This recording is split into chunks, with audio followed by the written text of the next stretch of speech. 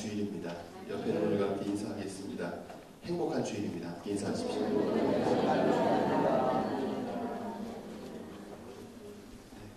다 행복해 보이시는 것 같지 않고요. 우리 말씀을 한 번에 같이 볼까요? 창세기 27장 말씀을 함께 보겠습니다.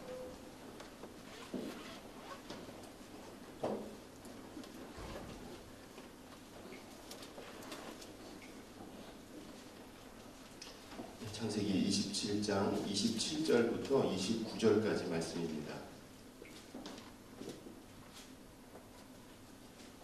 찾으셨으면 우리 세 절의 말씀인데요. 우리 같이 함께 읽어보겠습니다.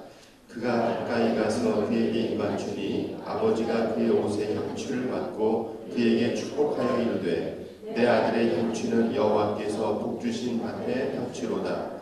하나님은 하늘의 이슬과 땅의 기름짐이며 풍성한 곡식과 포도주를 내게 주시기를 원하노라. 만민이 너를 섬기고 열국이 내게 굴복하리니 네가 형제들의 주가 되고 네 어머니 아들들이 내게 굴복하며 너를 저주하는 자는 저주를 받고 너를 축복하는 자는 복을 받기를 원하노라. 아멘. 네, 오늘 이제 우리 5월이 이미 시작이 됐고요. 오늘 5월 5일입니다. 또 어린이날이면서 주일인데 저는 여러분들의 가정이 하나님 기뻐하시고 하나님께서 복 주시는 아름다운 가정 되시기를 먼저 축원합니다. 네. 하나님께서 두 개의 기관을 만드셨다고 하죠. 혹시 기억하십니까? 뭔지? 네, 교회와 가정이죠. 근데 하나님 먼저 만드신 게 교회보다 가정을 먼저 만드셨습니다. 그렇죠? 그리고 하나님께서 사람을 만드실 때 남자와 여자로 만드시고 가정을 이루게 하셔서 그 가정을 통해 하나님께서 복을 주십니다. 저는 늘 만나는 분들에게 그런 질문을 드릴 때가 있어요. 천국이 어디일까? 천국이 어디일까? 천국이 어디입니까? 어떤 분은 죽으면 가는 데가 천국이래요. 그것도 맞는 말입니다. 맞는 말인데 여러분 천국은요 예수님이 계신 곳이 천국입니다. 아멘. 여러분 마음 가운데 예수님이 함께 하시면 여러분 마음이 천국이 되고요. 여러분 가정에 예수님이 주인 되시면 여러분의 가정이 천국이 되는 줄 믿습니다. 저는 여러분의 가정이 정말 우리 가정은 천국 같아. 여러분 그렇게 고백할 수 있는 여러분들의 삶이 되시기를 바랍니다. 제가 대학을 다닐 때 처음 학교를 입학을 했는데 원로 교수님이 계셨어요. 그분 이름은 김찬국 교수님이라는 분이신데 연세가 많으신 분이셨는데 그 교수님이 첫 시간에 들어와서 본인의 간증을 이렇게 하셨어요. 수업 시간에 간증을 하셨는데 어떤 간증을 하셨냐 하면 이 교수님의 할아버지께서 유교를 철저히 믿는 분이셨는데 그분이 어느 날 선교사를 만나게 됐습니다. 외국에서 선교사를 만났는데 이분이 감동이 된 거예요. 마음에. 그래서 예수를 믿어봐야 되겠다. 그렇게 생각을 하시고 믿으려면 나 혼자 믿을 게 아니라 온 가족이 다 믿어야 되겠다. 그래서 전 가족을 다 소집을 하셨어요. 수십 명의 온 집안을 다 소집을 하셔서 이렇게 선포를 하셨대요. 오늘부터 우리 집은 예수 믿는다. 이렇게 선포를 하셨어요.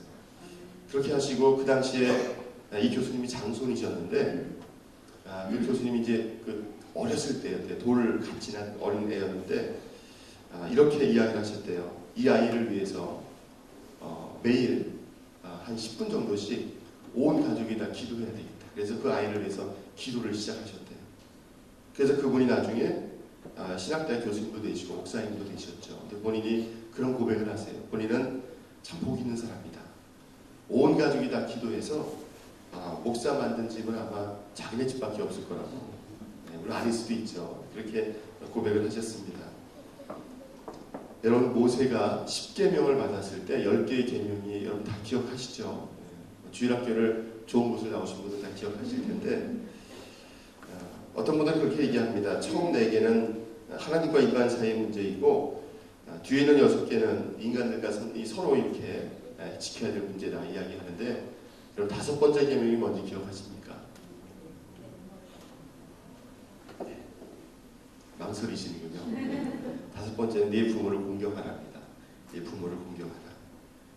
근데 이 다섯 번째 계명이 부모도 사람이고 자녀도 사람이니까 인간 사이 계명이라고 생각하기 쉬운데, 이런 계명은 하나님과 우리 인간과의 관계를 이야기하는 계명입니다. 왜냐하면 하나님께서는 부모를 통해서 생명을 주시고 또 그 부모를 통해서 하나님의 사랑을 알게 하셨기 때문에 저는 이 다섯 번째 계명이 하나님과 우리 인간 사이의 계명이다, 그렇게 말씀을 드리고 싶습니다. 여러분, 저는 여러분들의 가정이 복의 통로가 되시기를 축원합니다. 여러분 가정을 통해서 자녀들에게 또 그 자손들에게 복이 전하여지는 그러한 가정 되시기를 다시 한번 주님의 이름으로 축원합니다. 여러분, 야곱과 에서는 성경에 나오는 사람들 가운데서도 가장 극적인 삶을 살았던 사람들이었습니다. 그럼 야곱과 에서를 기억하시죠? 에서가 형이고 야곱이 동생입니다. 쌍둥이인데, 에서는요 그 장자의 축복권을 가볍게 여겼다, 이렇게 성경은 이야기를 합니다. 그런데 반면에 동생이었던 야곱은 무슨 수를 써서라도 그 축복권을 받기 위해서 안간힘을 썼던 사람이 바로 야곱이었습니다. 엄청난 차이가 있죠. 여러분, 같은 일에 대해서 이렇게 큰 차이를 보였을 때 결과는 엄청난 차이가 왔습니다. 그게 뭐냐 하면, 야곱은 그 장자의 축복권을 쟁취하게 되었고, 에서는 가볍게 여겼던 그 장자의 축복권을 동생에게 빼앗기는 그러한 결과로 다가오게 됩니다. 오늘 우리가 읽은 본문의 말씀에 보면 이삭이 이제 아들을 축복하는데, 야곱이 나왔는데 자기의 큰아들이었던 에서인 줄 알고 오늘 마음껏 축복하는 그런 축복 기도문이 오늘 우리가 읽은 본문의 말씀입니다. 여러분, 이 모습을 한번 이렇게 머릿속에 그려보십시오. 나이 많아서, 여러분 얼마나 나이가 많았는지 이 눈꺼풀이 이렇게 내려와서요, 이게 육안으로는 이게 내 큰아들인지 작은아들인지 구별이 안 될 정도로 그렇게 이제 연로한 거예요. 그런데 그 아버지가 손을 얹고 기도를 해주는데, 그 아들이 앞에 무릎 꿇고 앉아서 아버지의 기도를 받는 그 모습을 여러분 머릿속에 한번 그려보십시오. 여러분, 여러분의 가정은 어떠십니까? 자녀들을 위해서 여러분 기도해 주시면 여러분 자녀들이 여러분들 앞에 이렇게 무릎 꿇고 기도를 받으십니까? 여러분, 이것은 하루아침에 되는 일이 아닙니다. 어느 날 갑자기 자녀에게 가서 내가 기도해 줄 테니까 너가 무릎을 꿇어봐라, 그렇게 하면 모르겠어요. 어린아이들은 뭐 엄마 아빠한테 얘기하면 들을지 모르겠지만, 이미 장성하고 그리고 자신의 삶을 살아가는 사람들에게 그렇게 이야기했을 때 얼마나 많은 사람들이 그렇게 그 말에 순종을 할까? 혹시 이러지 않겠습니까? 아니 갑자기 왜 이러세요? 이렇게 얘기하지 않겠어요? 뭐 무슨 얘기 듣고 오셨어요? 이렇게 얘기할 수도 있겠죠. 여러분, 저는 오늘 본문의 말씀을 함께 나누면서 함께 몇 가지 은혜를 나누기를 원하는데, 우리의 가정이 그저 생활을 이어가는 그런 공간이 아니라, 내 생명을 연장하는 공간이 아니라 하나님께서 복을 주시고 그 복이 통하여지는 그러한 통로로 쓰임받는 여러분들의 삶이 되실 수 있기를 축원합니다. 첫째로 복의 근원이 하나님께 있다라고 하는 것을 우리가 분명히 기억해야 할 줄 믿습니다. 제가 함께 사역했던 전사님들 가운데서 제가 많은 전사님들하고 사역을 했어요. 제가 어제 이렇게 생각을 해봤는데 한 30명이 되더라고요. 30명 정도. 제가 한 10여 년 동안 이렇게 만났던 전사님들이 한 30여 명 됩니다. 근데 그 전사님들 가운데서 참 안 잊혀지는 전사님 계세요. 왜냐하면 이름이 복근이었기 때문에. 복근. 이복근 전도사님 때. 제가 처음에는 이렇게 물어보질 못했는데 좀 이제 익숙해진 다음에 물어봤어요. 이름의 뜻이 뭐냐고. 그랬더니 아버지가 기도하면서 이름을 지셨대요. 복의 근원이 되라고. 복의 근원의 준말, 복근.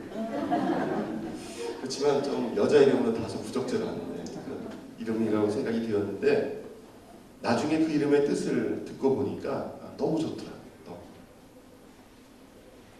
여러분, 에서와 야곱은 모두 자기 아버지였던 이삭을 존경했습니다.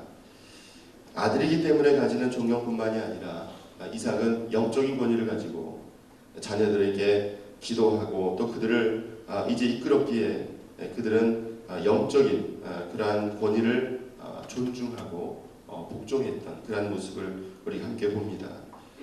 여러분, 권위는요 말에서 나오는 것이 아니라 그 사람의 삶에서 나옵니다. 그 사람이 험한 말을 하고 큰 소리를 지른다고 해서 거기에서 권위가 나오는 것이 아니라 이제 그의 삶의 모습에서 권위가 나오게 됩니다. 여러분, 저는 우리 부모들도 마찬가지라고 생각이 됩니다.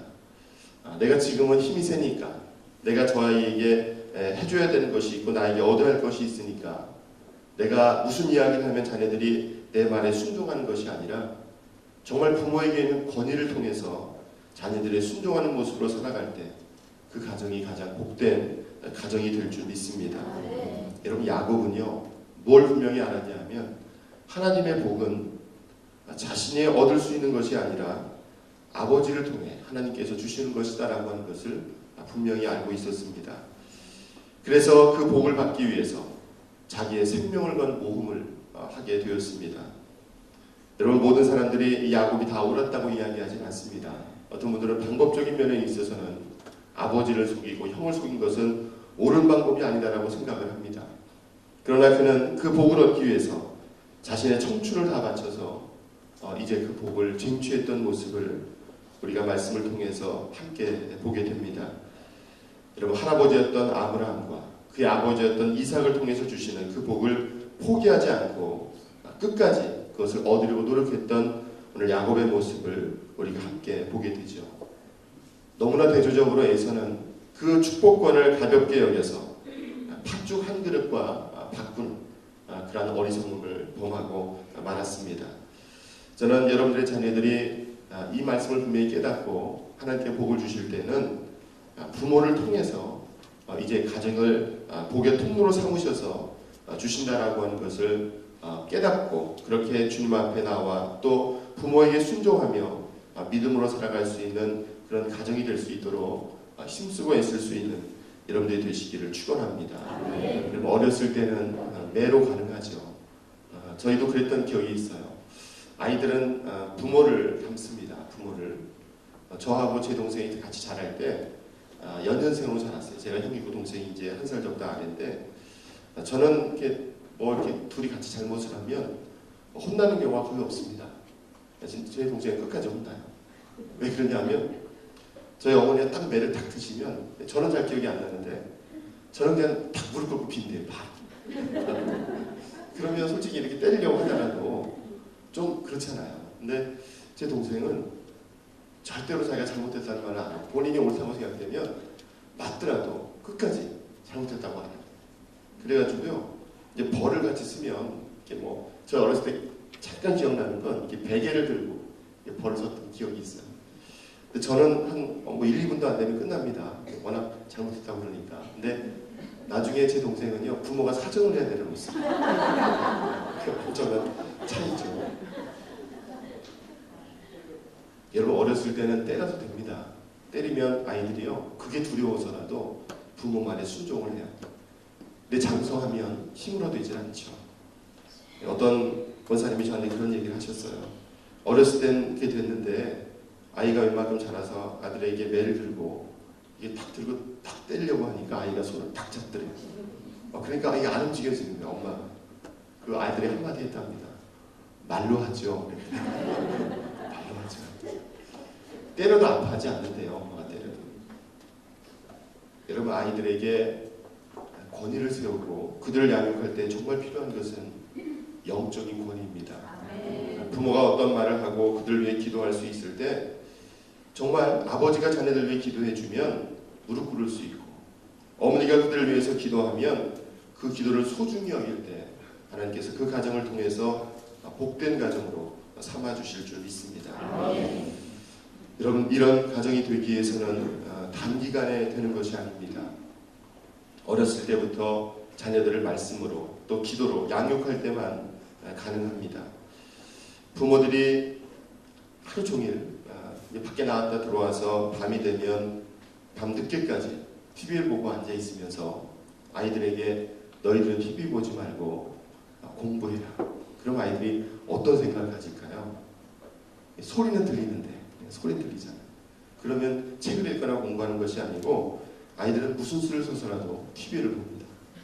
여러분들은 TV 앞에 앉아있지 않으니까 못 볼 것이다 라고 생각을 하는데, TV로 안 되면 컴퓨터로 보겠죠. 컴퓨터가 거실에서 못 보면 뭐로 볼까요? 손에 들고 있는 스마트폰으로 봅니다. 이불 속에서라도 봅니다. 여러분, 저는 우리 부모들이 먼저 그런 일들을 행할 때 하나님께서 우리 자녀를 통해서 놀라운 일들을 행하실 줄 믿습니다. 제가 저희 집이 TV 없앤 지가 한 10년 정도 됐어요. 10년 정도 됐는데 그 왜 없앴냐 하면요, TV를 이렇게 켜놓고 네 식구가 이렇게 앉았는데 넷이 똑같은 표정으로 앉아있는 거예요. 앞을 쳐다보고 아무 말 없이 이렇게 TV만 보고 있는, 제가 이제 그걸 보는 순간 너무 마음이 아픈 거예요. 그러니까 전혀 얘기를 하지 않고 뭐 TV나 어떤 그런 얘기도 안 합니다. 그냥 넷이 앉아서 똑같이 웃고 똑같은 포인트에 웃고 똑같이 쳐다보고 있는 거예요. 제가 과감하게 TV를 없앴어요. 근데 TV를 없으면 누가 제일 불편한 줄 아세요? 아이들이 불편하지 않습니다. 어떤 분들은 아이들이 TV를 안 보면 학교 가서 뭐 대화가 안 된다고 하는데 대화됩니다. 대화를 돼요. 어떻게 대화가 되냐면 저희 애는 안 보고 가잖아요. 그거 보고 온 애들이 얘기를 해줍니다. 그 대화가 돼요. 불편한 게 누구냐 하면 엄마 아빠가 불편해요. 연속극을 못 보고 스포츠를 못 봐서 아빠 엄마가 불편해요. 아빠 엄마가 조그만 그 불편함을 참아주면 아이들은요, 그들의 삶이 놀랍게 변화됩니다. 저는 여러분들이 내가 하나님 앞에서 또 자녀들 앞에서 삶으로 그들을 보여줄 때 그들의 삶이 변화될 줄 믿습니다. 두 번째로는 우리가 복을 얻기 위해서는 노력이 필요하고 때로는 포기해야 될 것이 있다. 이런 것을 우리가 분명히 기억해야 할 줄 믿습니다. 아까도 말씀드렸지만 에서는 장자로서 당연히 받을 수 있는 그 복을 무관심하게 있다가 빼앗기고 말았습니다. 더 엄밀하게 이야기하면 무관심하기도 했지만 그 장자의 축복권을 가볍게 여겼죠. 별게 아니라고 생각을 했습니다. 여러분, 나의 몫이라고 하더라도, 내가 가지고 있는 것이라 하더라도 노력하지 않는 사람은 그것을 누릴 수 없다라고 하는 것을 우리는 분명히 알아야 할 줄 믿습니다.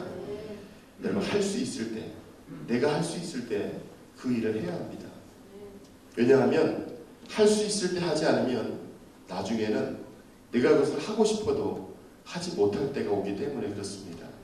지금 할 수 있을 때 그때 해야 합니다. 부모님들이 그렇게 얘기하시죠. 공부도 때가 있다. 네, 그때는 잘 모릅니다. 공부가 인생의 전부냐 뭐 이러면서 반항을 하죠. 나이가 들어보면 본인이 그 부모의 나이가 되어보면 그때 압니다. 아, 공부도 때가 있구나. 그때 공부를 했어야 되는데 늦었구나 생각하고 자녀들에게 또 이야기를 하죠. 공부도 때가 있다. 그때 해야 됩니다. 그때 늦었다고 하는 그 순간에 부모도 공부하면 자녀들도 그 부모의 모습을 보고 따라합니다. 제가 참 놀라운 것들을 봤는데 공부하라고 하면 애들이 공부하는 게 아니고요. 책을 들고 아빠 엄마가 나와서 책을 읽잖아요. 그러면 애들이 책을 들고 나옵니다. 나오라고 안 해도요. 책을 들고 나와서 책을 읽어요. 그게 어떻게 보면 삶을 통해서 자녀들을 양육하고 훈계하는 것이 아닌가 그렇게 생각이 되는데요. 오늘 야고보 둘째이면서도 포기하지 않고 마지막까지 이제 그 축복권을 얻기 위해서 최선을 다하고 그리고 자신의 삶 가운데 이제 소중하고 생각되었던 것들을 포기하게 되었을 때 그는 그 축복권을 누릴 수 있는 사람이 되었습니다. 세상에 당연한 것은 없습니다. 내가 노력하고 애쓰지 않으면 그 당연하다고 생각되는 것조차도 이제 잃어버리는 경우가 우리에게 많이 있습니다. 여러분, 우리가 무엇인가를 얻기 위해서는 반드시 대가를 치러야 그것을 얻을 수가 있습니다. 그냥 저절로 얻어지는 것은 없습니다. 내가 노력하고 애쓰고 또 하나님의 말씀대로 살아가고 또 그 하나님의 말씀대로 자녀들을 양육할 때 그 자녀들이 하나님께 기뻐하시는 길로 걸어가게 될 줄 믿습니다. 제가 저희 아이가 큰 아이를 학교를 보내면서 고등학교를 보내면서 참 고민을 많이 했습니다. 세상적으로 보면 정말 좋아 보이는 학교들이 더 많이 있거든요. 근데 그 가운데서 제가 마지막으로 결정했던 기준이 됐던 게 뭐냐면 요즘 청소년 문제가 많이 힘들잖아요. 그런데 예배드리는 학교로 보내야 되겠다. 이제 그 마음을 결정을 했어요. 예배드리는 학교, 기도하는 학교로 보내고, 그리고 아이들이 공부만이 전부가 아니라 인성을 키워줄 수 있는 학교로 보내야 되겠다. 그래서 제가 이렇게 몇 가지 순위를 이렇게 꼽았던 학교들을 다 지웠어요. 다 지우고, 그러면 기독교 학교로 보내야 되겠다. 이렇게 마음을 먹고 결정을 하고 보내게 됐습니다. 저는 지금 너무 만족을 해요. 왜냐면 아이가 학교를 너무 좋아하고, 그리고 학교에서 예배할 수 있다는 것을 너무 좋아합니다. 아침마다 학생들이 같이 모여서 경건회를 하고, 일주일에 한 번씩 체프를 하고, 저녁 시간이 되면 10시에 모여서 같이 기도회를 하고, 하루에들 예배를 시작해서 예배를 끝나는 모습들을 보면서 본인이 참 만족하고 기뻐하는 모습을 보면서 제가 참 감사하게 생각을 하죠. 여러분, 우리는 축복의 방관자가 아니라 축복의 주인공이 되어야 됩니다. 여러분의 자녀들이 그냥 이 세상을 살아가면서 세상적인 성공만을 바라보고 살아가는 것이 아니라 하나님 기뻐하시는 그 복된 삶을 살아가기 위해서 힘쓰고 애쓰는 그러한 신앙의 목표를 향하여 나아갈 수 있도록 함께 기도하는 여러분들의 삶이 되시기를 주님의 이름으로 축복합니다. 세 번째는 자녀들을 위해서 축복 기도할 수 있는 그런 부모가 되어야 합니다. 여러분, 그 당시에 이삭이 살았던, 야곱이 살았던 그 시대는 부모가 자녀들을 위해서 그 축복 기도를 해주었던, 장자의 축복권이 있었던 그 시대였습니다.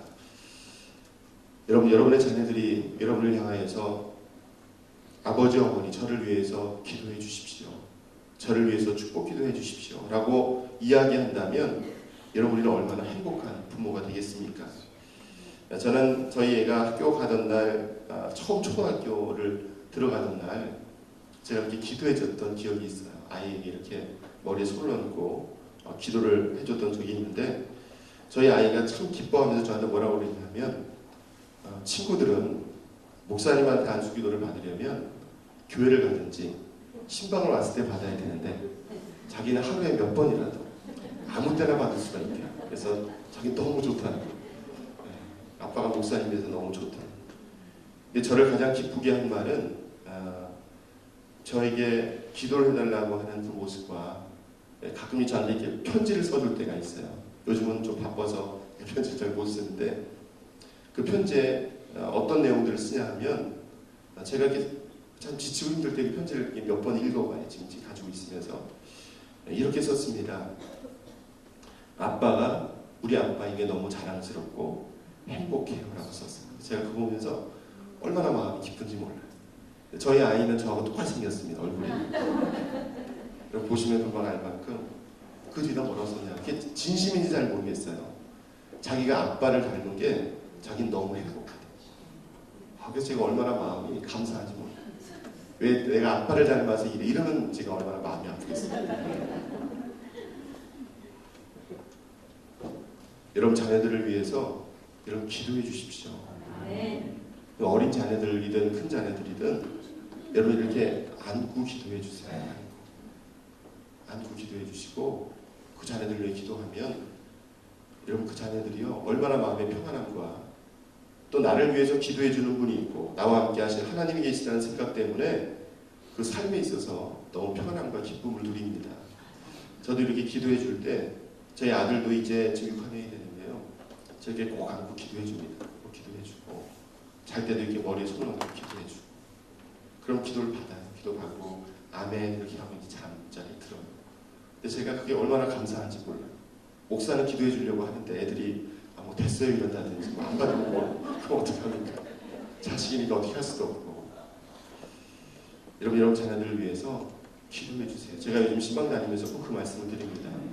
아이들을 꼭 안고 기도해 주십시오. 저희 아이가 19살이 됐는데도요 저를 볼 때마다 늘 안깁니다. 아침에 나갈 때 갔다 와서, 그리고 중간에라도 만나면 꼭 달려와서 이렇게 안겨요. 그럼 제가 잠깐이라도 기도해주고 사랑한다고 이야기를 해줘요. 그럼 저희 딸도 꼭 아빠 사랑해요 라고 이야기를 해요. 여러분, 저는 오늘 이 시대는요 재산을 탐내서 형제끼리 서로 다투고 그리고 부모도 죽일 수 있는 그런 시대입니다. 부모에 대한 존경심이 사라지고 노인과 어른을 푸대접하는 시대가 오늘 우리가 살아가는 시대입니다. 어른들이 이야기하죠. 중학생이 제일 무섭다면서요. 중학생들이 모여 있으면 어른들이 어떻게 합니까? 일단 그쪽을 쳐다보면 안 된답니다. 쳐다보면 안 돼요. 왜냐하면 쳐다보면 좋은 눈길을 쳐다볼 수가 없어요. 보통 모여서 담배를 피거나 있기 때문에 눈이 일단 좋게 갈 수가 없잖아요. 쳐다보면 안 되고 뭐라고 얘기하면 안 된답니다. 참 마음 아픈 시대죠. 예전에 아이들이 똑같이 비행을 저지르다가도 어른들이 나타나거나 뭐라고 꾸짖으면 도망갔었어요. 근데 요즘은요, 도망가는 게 아니고 같이 싸우자고 한답니다. 같이 싸우자고. 여러분, 피어선 선교사라고 하는 분이 있습니다. 얼마 전까지만 해도 피어선 신학교라고 우리나라에 있었고요. 오늘날은 평택대학교로 그 이름이 바뀌었습니다. 1912년에 그 학교가 세워졌는데, 그러니까 벌써 100년이 넘었죠. 학교가 세워진 지가. 그는 목회를 50년 하는 동안 많은 설교와 강연, 그리고 책을 썼을 뿐만 아니라 이제 선교를 향해서 기도했던 그러한 선교사였습니다. 그런데 그가 늘 자랑스러워했던 것이 뭐냐 하면 자신이 교수가 되고 학교를 세우고 그리고 이제 많은 설교를 했던 것을 자랑했던 것이 아니라 그에게는 7명의 자녀들이 있었는데 그 7명의 자녀들이 그가 기도한 대로 그 아버지가 살았던 것처럼 모두 선교사가 되어서 이제 평생을 하나님 앞에 헌신했던 것을 가장 자랑스럽게 이야기했다고 합니다. 그의 큰딸이었던 헬렌은 커티스라고 하는 사람과 결혼을 해서 일본 선교사로 평생을 살았고, 둘째였던 로라는 아메리칸 인디안들과 함께 생활하면서 그들에게 선교했던 선교사였습니다. 그리고 안나와 에디스라고 하는 딸은 후에 파푸아 뉴기니아에서 사역하면서 선교사의 사명을 감당했습니다. 큰아들이었던 델러바는 아버지와 함께 세계 선교 논평이라고 하는 그것을 위해서 함께 일했고, 둘째 아들 페런드는 의사였는데 그가 중남미에서 그의 생명이 나을 때까지 선교사로 일을 했다고 합니다. 그리고 막내딸이었던 루이스는 인도에서 선교하다가 그곳에서 순교를 했습니다. 그는 7명의 자녀들을 바라보면서 내 삶의 가장 기쁜 것은 바로 이들이 하나님을 위해 살다가 하나님을 위하여 세상 떠나는 것이 가장 복된 것이라고 하는 것을 동의하고 또 함께 그 일을 위해서 일했던 것을 가장 크게 기뻐한다라고 고백을 했습니다. 여러분, 하나님 나라를 확장하는 일은 큰 곳에서부터 시작되는 것이 아니라 가정에서부터 시작이 됩니다. 우리의 가정에서 자녀들이 믿음으로 자라고 또 그들이 하나님께 주시는 그 복이 가장 큰 복이라고 하는 것을 깨닫는다면 그들의 삶은 놀랍게 변화될 줄 믿습니다. 여러분, 제가 많이 안타까운 것 중에 하나는 우리 중고등부 예배에 참 많이 모이죠. 많이 모이는데 시험 기간이 되면 그 인원이 눈에 띄게 줄어듭니다. 왜 줄어들까요? 앞에 말씀드렸죠. 시험 기간이라서. 시험을 잘 봐야 되기 때문에 교회를 보낼 수가 없다는 거예요. 근데 안타까운 게 뭐냐면 애들이 안 갈게요 이러는 게 아니고 부모님들이 가지 말라고 합니다. 가지 말라. 부모님들이 그냥 한 주 정도 그냥 네가 좀 공부해서 시험 잘 본 다음에 그 다음에 하나님 앞에 가도 하나님 다 이해하실 거라. 이해는 하시죠. 이해는 하시는데 문제는 그 아이가요. 어떻게 생각이 되냐 하면 나중에라도 내가 힘든 일이 있거나 또는 해야 할 일이 있으면 하나님 앞에 가는 것보다 그것을 먼저 하라고 생각이 듭니다. 여러분, 그것은 아이들에게 가르치는 가장 잘못된 신앙교육 중에 하나예요.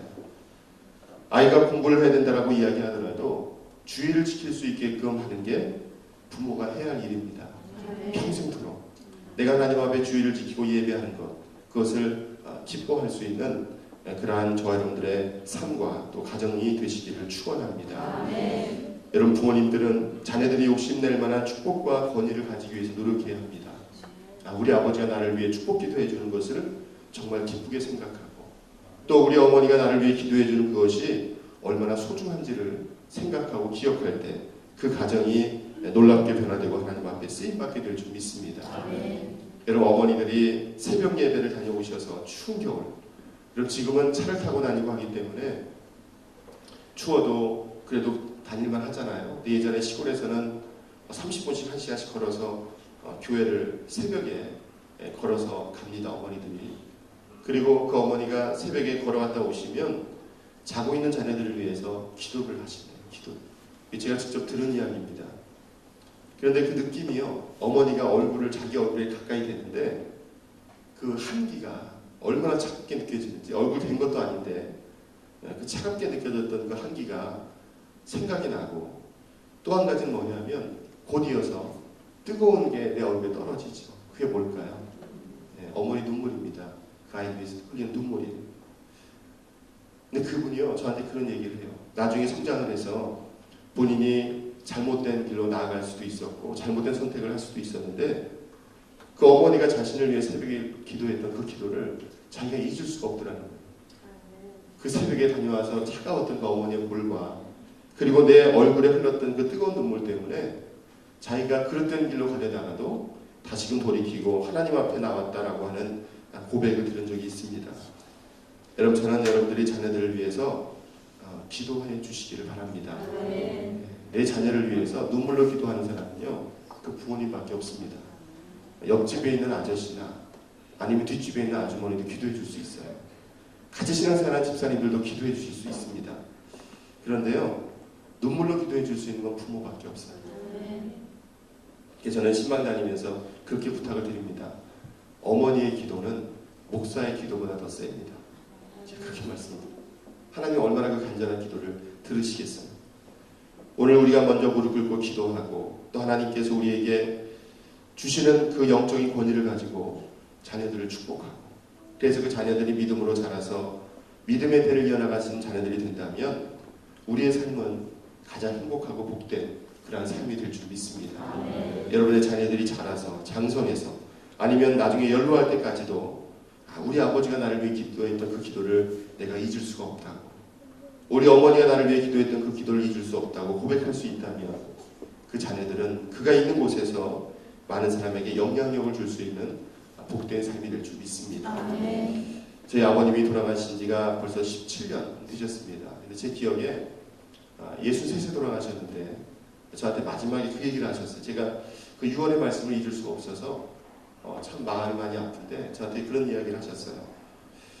본인이 평생을 살면서 세상에서 누구보다 화려하게 살고 누구보다 스포트라이트를 많이 받고 그렇게 사셨지만, 심지어는 말 한마디로 세상이 움직일 수 있을 만큼 그런 것도 경험해 보셨지만, 내 인생에 있어 가장 복되고 보람되는 것은 내가 예수를 믿은 거다 그러시더라고요. 제가 그 말씀을 듣는데, 제가 그때 목회를 막 시작할 때였습니다. 그 말씀이 잊혀지지가 않습니다. 세상적으로 볼 때는 화려했던 것이 더 좋을 것 같은데, 세상 떠나면서 내가 가져갈 수 있는 것이 믿음밖에 없다는 거예요. 오늘 저는 여러분들의 고백도 그런 고백이라고, 여러분들의 자녀를 위해서 믿음으로 기도하셔서 하나님 기뻐하시는 그러한 가정이 다 되시기를 주님의 이름으로 축원합니다.